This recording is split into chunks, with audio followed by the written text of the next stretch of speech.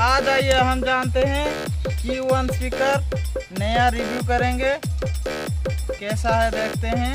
ये कितना वाट का है। Oh my God,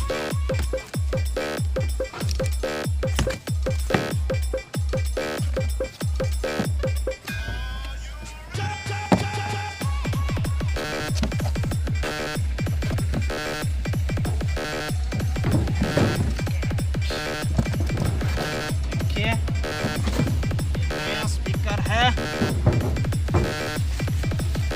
Q1 company का है। देखिए इसका लोगो, देखिए Q1 का।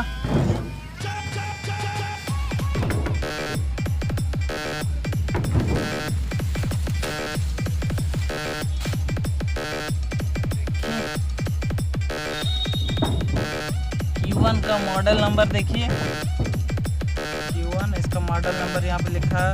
यहाँ पे फॉर्म दिया गया है एयर वेंटिलेशन के लिए, जो कॉइल को ठंडा रखने के लिए। ये देखिए ये मैग्नेट है, वो इसमें निकला है मैग्नेट।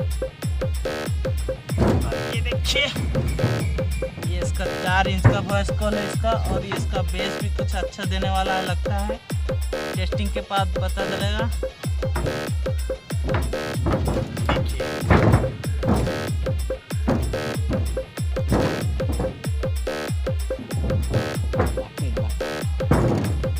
ये है 1200 वाट का है। ये देखिए 8 ohms का स्पीकर है।